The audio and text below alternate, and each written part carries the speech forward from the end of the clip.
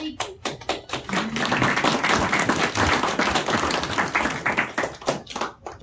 My name is Shawn Wolfe. I am 11 years old. I am a 6th grader at Riverside Elementary East in Boozek. I've been into weather and space since I was about 2 years old. My sister was supposed to be taking over the slides and actually presenting a little bit tonight, but she's sick, so I'm going to have to fill in for her. So here's a quick overview of the James Webb Space Telescope. So why was the James Webb Space Telescope named after Mr. James Webb? He was the second administrator of NASA from February 14, 1961 to October 7, 1968. He led NASA from the beginning of the Kennedy administration and through the end of the Johnson administration.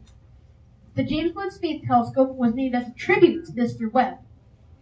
James Webb was also the administrator of NASA during the peak of the space race, which was the Mercury, the Gemini, and the earlier Apollo missions. So, who worked on this? What were the companies that worked on this? James Webb Space Telescope is an international collaboration among NASA, the European Space Agency, or the ESA, and the Canadian Space Agency, or the CSA. So NASA provided the overall responsibility for the mission. The ESA provided the near-infrared spectrograph, mid-infrared instrument optics assembly, and the area and launch vehicle. The CSA provided the fine guidance sensor, the near-infrared imager, and the slitless spectrograph. So here's a little bit about the Space Telescope. The James Webb Space Telescope is the largest, most powerful space telescope ever built to date, with a cost of $10 billion. To show how much this costed, that was over a quarter of NASA's budget for over a decade. It is an infrared observatory orbiting the sun about 1 million miles of Earth to find the first galaxies that formed in the early universe and to see stars forming planetary systems. To allow scientists to look at what your universe was like millions of years after the occurrence of the Big Bang. The Big Bang occurred about 13.6 billion years ago. The telescope is expected to capture images of some of the first ever galaxies formed in the universe. The telescope will also be able to observe objects within our own solar system. It will also look inside dust clouds to see where new stars and planets are forming and examine planets orbiting other stars. So what are we going to learn from this? Scientists know that there are thousands of planets orbiting other stars besides our own sun in the universe. The James Webb Space Telescope will help study the atmosphere of these exoplanets. Do you guys wonder what they may find? Anybody? I think they're going to find life. So, how big is this telescope going to be? Its height is about the size of a 3-story building, and its length is about the size of a standard tennis court. So, who are the people that worked on it? More than 1,200 people in more than 17 countries developed and built the James Webb Space Telescope. In the picture, you can see some of the team members in front of the full-scale model at the Goddard Space Flight Center in Greenbelt, Maryland. Has anybody ever been there before? Because I really plan on going there soon.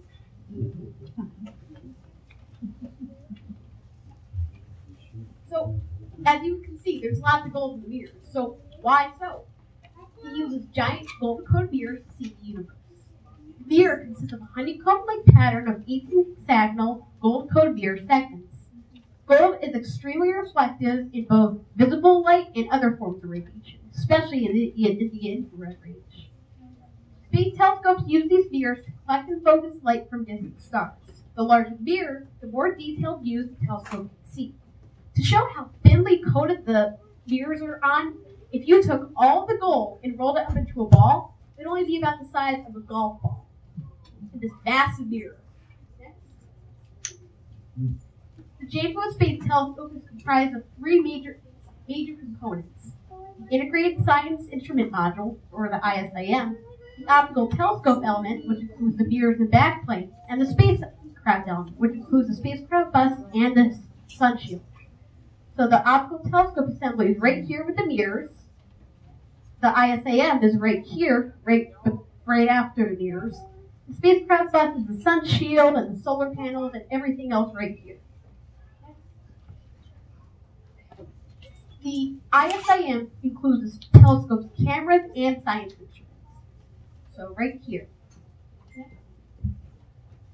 The OTE gathers light coming from space and provides it to the science instruments located in the ISIM. So the primary mirrors right here reflect light into the secondary mirror, which push it back into the segments of the ISIM, which that's how you see all the cool photos. The spacecraft bus provides support functions for the operation of the observatory. Its 6 major subsystems include electrical power, attitude control, communication, command and data handling, propulsion, and thermal control. All of this in this very small segment of the spacecraft. So here's a 3D view of the James Webb Telescope. Back here is a heat dissipation panel. These are the solar panels, which only operate on 2,000 watts, which is about as much as your microwaves. Right here is the sun shield, which helps dissipate heat. Back here is the ISIM, and in the front of the telescope is the mirror, which is part of the OTE. So, how are we going to get up into space? The James Webb Space Telescope was launched on an Ariane 5 rocket. The ESA provided the launch vehicle and the launch site. The launch occurred near Kourou in French Guiana. This location is near the equator, and the spin of the Earth helps give the rocket an additional push. So there's actually a bit more about the Ariane 5 than you may think. A few years ago, scientists and engineers were looking at which rocket to launch on because, the space shuttle was out of commission, and they needed to find something. So they eventually found the Ariane 5 rocket, which the ESA provided, and it had a good enough payload capacity, and they decided that it would work. The Ariane 5 also had a very good track record, having very limited failures in its entire lifetime. The successful launch date of the James Webb Telescope was on Christmas Day in 2021. And I have a pretty funny story to tell you guys. So while all the other kids were waking up their parents to open up their Christmas presents very early in the morning, I was waking up my parents to watch the James Webb Telescope launch. And that was my present. As of today, it's been on its journey for about a year and 4 months. So, because the telescope's sun shield is so large in all the other segments, it needs to be folded into the Ariane 5 rocket. Then it needs to be unfolded in space. So right here, this is the Ariane 5 rocket. In the payload bay, you can see the small little telescope. After it gets into space, it starts unfolding the sun shield and the mirrors and all the other components to get from this small thing all the way to this massive telescope. So, before I talk about the accomplishments so far of the James Webb Telescope, I wanted to backtrack a bit and briefly cover 3 other successful telescopes from the recent past and their accomplishments. The 3 telescopes I want to talk about are the Hubble Space Telescope, the Spitzer Telescope, and the Herschel Space Observatory. The Hubble Space Telescope is a space telescope that was launched into low Earth orbit on April 24, 1990, and is still operational today. This is the one that you guys heard of and known of and seen practically all the other older space missions. The Hubble Telescope is an international collaboration between NASA and the ESA. Because of the Hubble Telescope, we know the following. The universe is about 13.7 billion years old. Nearly all galaxies, being hard supermassive black holes. It helps scientists learn how planets are born. It detected the first organic molecule discovered on a planet outside of our solar system. It detected a distant supernova that suggests the universe only recently began speeding up. And Hubble found 4 moons orbiting our dwarf planet Pluto. The Spitzer Space Telescope was launched on August 25th, 2003, and its mission ended on January 30th, 2020. Spitzer was the third space telescope dedicated to infrared astronomy. Its goal was to provide scientists with an infrared view of the universe. Infrared telescopes allow us to see areas of space that are hidden from traditional optical telescopes. Some discoveries made from Spitzer include a giant ring of Saturn, a system of 7 Earth-sized planets around a star nearly 40 light years away, and it also studied the most distant known galaxies. The Herschel Space Observatory was a space observatory built and operated by the ESA. It was launched in May of 2009 and ended its mission in 2013. It was the largest infrared telescope ever launched until the launch of the James Webb Telescope in 2021. The Herschel Space Observatory was responsible for many scientific findings about dark matter, galaxies, and other cosmic mysteries. So, getting back to the James Webb Telescope, it's all about infrared technology. Infrared was very important both the Herschel and Spitzer space telescopes. The James Webb Space Telescope will observe the universe in the near-infrared and mid-infrared range at wavelengths longer than visible light. Some objects are hot, like fire, and that they emit both visible light and infrared energy. Other items, like people, are not hot and emit primarily infrared rays. Many objects in the universe are too cool and faint to be detected in visible light spectrum. But these colder objects emit energy viewable in infrared radiation. Very early and distant objects have energy that can only be observed today by infrared astronomy. Also, infrared light passes more easily through dust clouds and visible light. With infrared wavelength, the telescope can see the first stars and galaxies that formed after the Big Bang. Its infrared technology also allows the telescope to study stars and planetary systems forming inside thick clouds of gas and dust. As you know, dust and gas block views of traditional optical telescopes that rely on the visible part of the light spectrum. Inside the telescope, you'll find several different instruments of science, including cameras to take photos of astronomical objects, spectrographs to break light into colors for analysis, and coronagraphs to block starlight, allowing for observation of nearby planets. So, there's a few goals of the James Webb Space Telescope. The primary goals of the telescope are to study galaxy formation, star formation, and planet formation. All of this right in our universe. So, FMAX 0723, this is an infrared of the galaxy cluster. You've probably seen this image in all the news stories. So, this one was the first image released in public. It's the deepest image of the universe known to date. Each dot here is a whole galaxy. And basically, if you were to take a grain of sand, put it out at arm's length all the way to the sky, that would represent the section of universe that this photo is comprised of. Next. So this picture was captured by the James Webb Telescope using infrared light of the star-forming region called NGC 3324 in the Carina Nebula. This is the most famous image for its picturesque landscape. It shows more stars hidden by these gas clouds right here.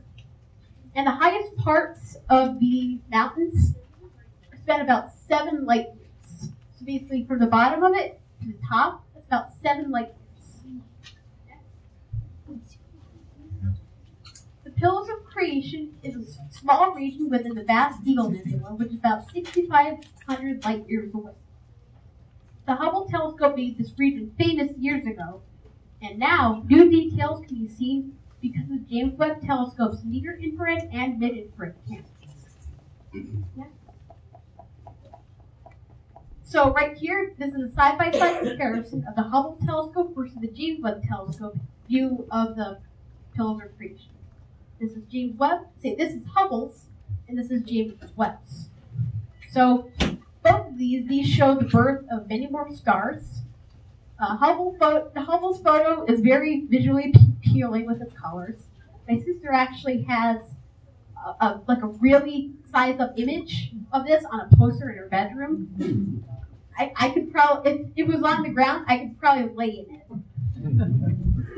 And James Webb's photo is also beautiful, but it's more practical for aiding astronomers with new information.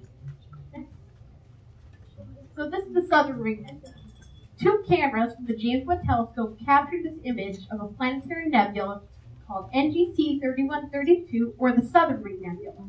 It's approximately 2,500 light years away. So, as it's mentioned before, this is the same image taken by two different cameras. The left image highlights the gases surrounding the star, and the right image shows the dying star right in the middle. Beautiful photo.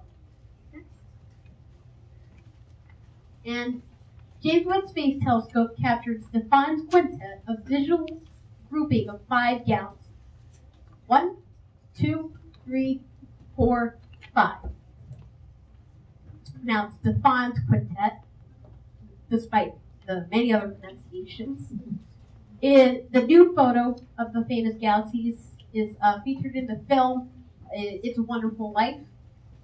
And this photo gives scientists an insight into how galaxy collisions may have influenced the early universe. As you can see, the trails leading off, it definitely looks like that 4 galaxies, or even 5, collided with each other very long ago. So ARC 220 consists of 2 spiral galaxies in the process of merging. The collision of the 2 spiral galaxies began about 700 million years ago and sparked an enormous burst of star formations. Next. So the James Webb Telescope captured the Neptune system. Neptune is an ice giant. In the photo, you can clearly see the planet's rings. You can also see the planet's turbulent, windy atmosphere. So there you go. This is a close-up view of Neptune, courtesy of the James Webb Telescope. So you can see the rings here. See how bright it is when the James Webb Telescope captured it, mostly because of the high shutter rate. Jupiter is known to have giant storms, powerful winds, auroras, extreme temperatures, and pressure conditions. However, we've never seen as clear as a view of the planet that we have from the James Webb Telescope. The Great Red Spot, a famous storm normally shown in red, appears white in these views because they are reflecting a lot of sunlight. And I know that most of these people who are into astronomy really like looking at auroras. So here's some aurora photos for you. NGC 1433 is a spiral galaxy with a bright core surrounded by a double star forming rings. So this is a massive galaxy with either 2 stars that are forming rings from rocks and dust and everything else. Here's a Wolf-Rayet star by the James Webb Telescope in June of 2022. The star, known as WR124, is 15,000 light years away in the constellation Sagitta. This is actually a prelude to a supernova, where eventually stars make a nice. So as you can see, so what are the future projects of the James Webb Telescope? As you can see from this chart, the James Webb Telescope will spend the bulk of its time studying galaxies and exoplanets. It will also study large-scale structures of the universe as well as black holes. Well, if you need to check on any other information or you're more interested about this presentation, be sure to check out jwst.nasa.gov for more information. Thank you.